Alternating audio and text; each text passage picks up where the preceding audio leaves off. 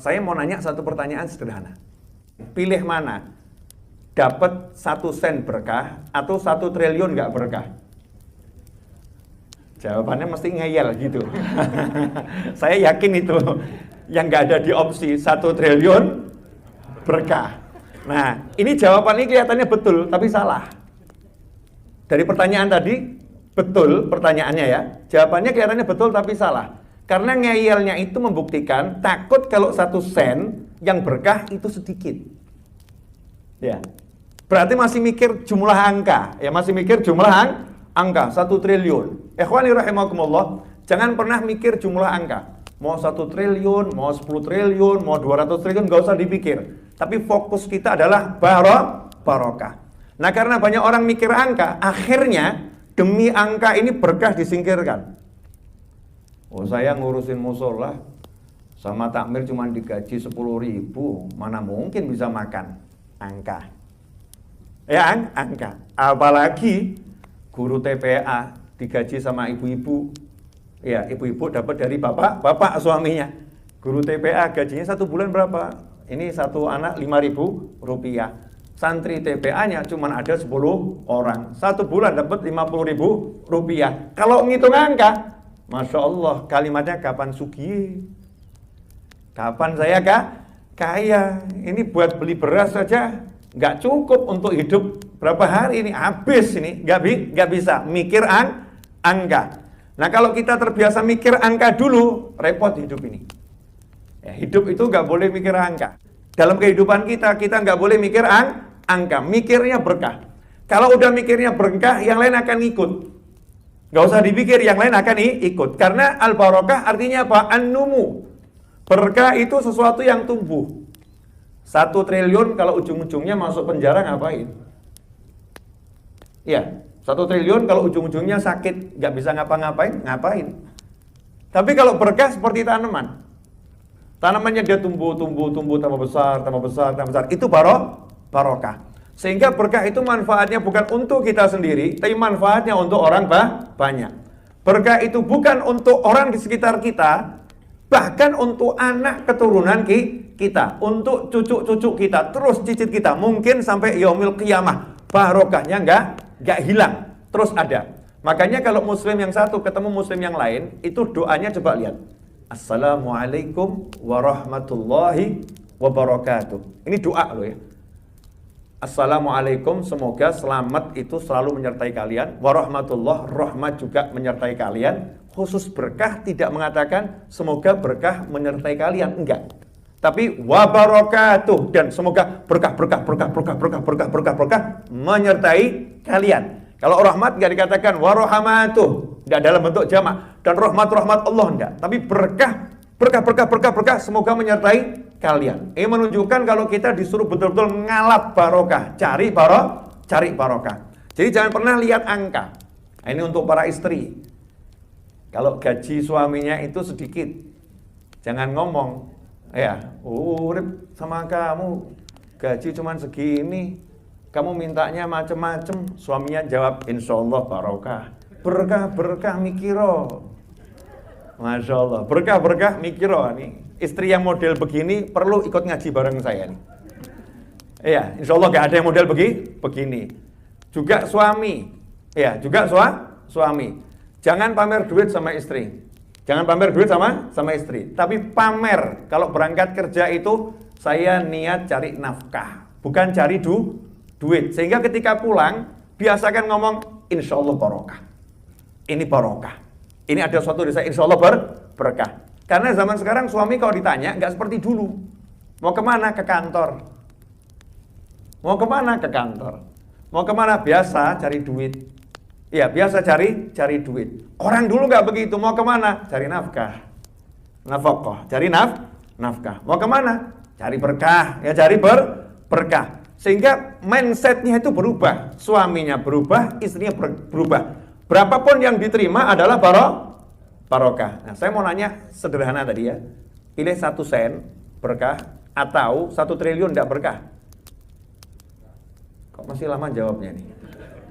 Ibu-ibu gimana ibu-ibu? Suaminya pulang ngasih 1 sen tapi ngomong ini insya Allah berkah. Ibu bahagia enggak? Bu, 1 sen. Suaminya ngomong, ini insya Allah berkah. Ibu bilang apa? Yakin. Loh, kita mau yang keterapan saja ya, nggak mengada-ada. Yakin nih, bilang alhamdulillah. Innalillah.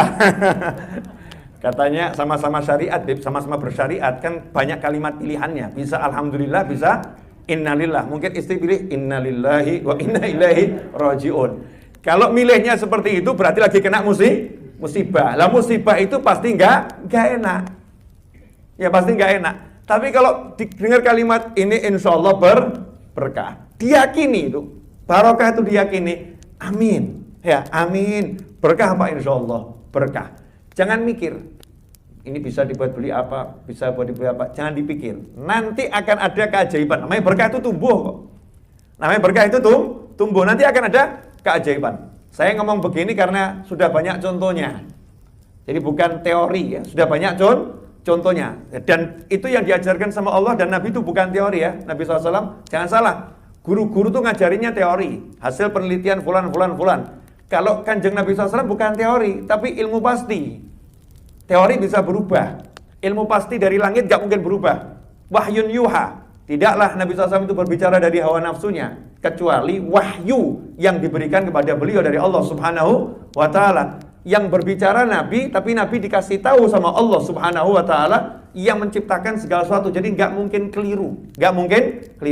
Lah kuncinya biar dapat berkah ini bagaimana?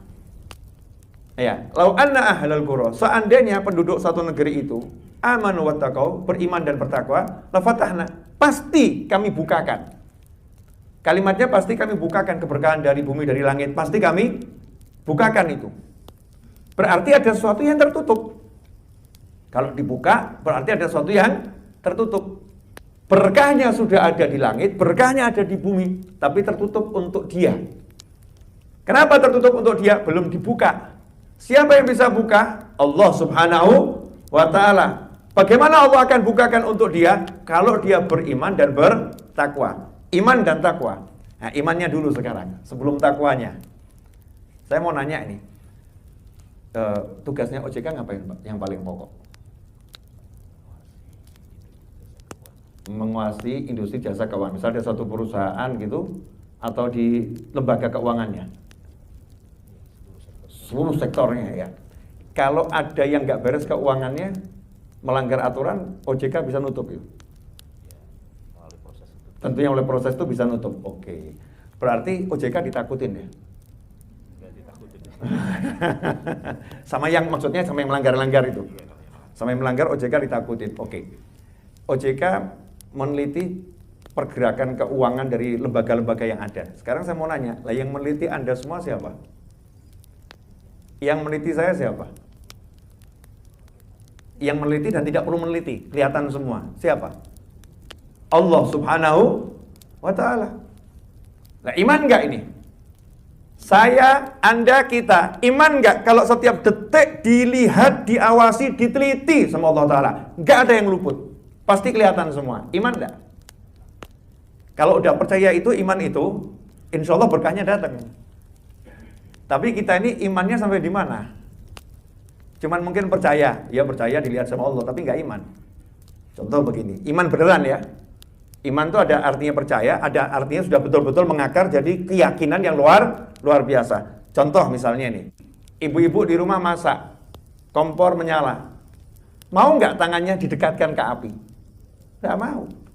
Boleh wajannya boleh. Ya, dandangnya silahkan. Tapi tangan nggak boleh dekat sama api. Kenapa? Yakin ini akan membakar, ini panas, ini bisa merusak. Itu namanya iman yang benar gitu. Tahu, kemudian meyakini sehingga akan menghindari kalau itu berbahaya. Betul? Akan mendekati kalau itu bawa manfaat. Nah, kita iman sama Allah Ta'ala ini imannya seperti apa? Kalau urusan duit mau berkah nomor 1, harus percaya semua urusan duitmu, rezekimu sudah ditanggung sama Allah Ta'ala. Pintermu, hebatmu, usahamu, rekayasamu, semua usahamu tidak akan bisa mendatangkan uang serupiah pun. Gak akan bisa. Kecuali kalau diizinkan oleh Allah Subhanahu wa ta'ala. Harus itu imannya. Maka kalau ada orang meyakini usahanya dia bisa mendatangkan duit tanpa izin Allah Ta'ala, dia telah musyrik, menyekutukan Allah Subhanahu wa Ta'ala. Bahkan ngeri kalau dalam ilmu tauhid, yang nggak mungkin saya bahas sekarang ya, ngeri dalam ilmu tauhid. Harus meyakini saya mau usaha, saya nggak usaha, rezeki saya udah diatur sama Allah Subhanahu wa Ta'ala. Cuman bedanya kalau saya usaha, maka saya akan dapat pahala. Kalau saya nggak mau usaha, diam saja, nganggur, maka saya bisa jadi orang yang berdosa karena mengabaikan kewajiban pada keluarga, mengabaikan kewajiban pada orang tua. Tapi diammu tidak akan mengurangi rezekimu, usahamu tidak akan menambah rezekimu. Itu keyakinannya orang yang bertakwa sama Allah Subhanahu wa Ta'ala. Kalau udah seperti ini, imannya begini, tentunya wattaqau, ini lanjutannya bertakwa. Bertakwa bagaimana? Nggak mungkin dalam aktivitas cari uang dia ambil yang haram. Nggak mungkin dalam aktivitas cari uang dia usahakan yang haram. Dia akan pegang betul, jangan sampai saya bersentuhan sama yang haram. Begitu dia bersentuhan sama yang haram, minta ampunnya itu luar biasa. Istighfarnya nggak berhenti. Ya, istighfarnya nggak berhenti. Kenapa? Ya Allah, saya tersentuh dengan yang haram. Nanti nggak berkah ini. Saya masih ingat ketika guru saya almarhum Habib Anis bin Alwi Al-Habsyi, salah satu jamaah pengajiannya bercerita, Habib, alhamdulillah saya kalau ikut pengajian itu rezeki saya berkah. Kalau saya pas males ngaji, nggak ikut pengajian, rezeki saya nggak berkah. Padahal gajinya sama. Nah, Habib Anis nanya, maksudnya gimana kamu ini? Oh, kalau pengajian berkah, nggak pengajian nggak berkah. Taunya dari mana? Begini, Bib. Kalau saya ikut pengajian, gaji saya itu ya sama. Nggak ikut pengajian, gajinya juga sama. Pengeluarannya yang beda, Bib. Bedanya bagaimana? Kalau ikut pengajian, subhanallah, pulang itu kok ya ada saja tetangga yang nahlilkan keluarganya 40 hari. Sehingga kirim beras. Bulan itu saya jatah pengeluaran beras berkurang. Tiba-tiba kok ada kiriman dari saudara, ya kasih hadiah di luar gaji. Dan anak saya sehat semua. Tapi kalau saya itu males nggak ikut pengajian, subhanallah, Bib, itu ya ada saja anak saya itu sakit semua, sehingga uangnya habis untuk berobat. Nanti kadang-kadang motornya ganggu, sehingga habis untuk reparasi. Sehingga uang saya ini habis pada hal-hal yang kurang manfaat. Ya kurang manfaat. Terasa betul berkahnya saya ikut pengajian sama saya nggak ikut pengajian. Ini baru menjalankan taat dan meninggalkan taat, bukan pada yang wajib, ya, bukan pada yang wajib. Suatu nilai tambahan, ikut pengajian kan nilai tambahan, nggak ikut pengajian nggak jadi masalah. Tetapi beliau merasakan kalau saya nggak ikut pengajian, masalah saya itu banyak. Masalah saya banyak. Begitu ikut pengajian, masalah saya teratasi. Lantas bagaimana dengan orang yang dalam bisnisnya, kerjanya menjalankan yang haram? Ya Rasulullah,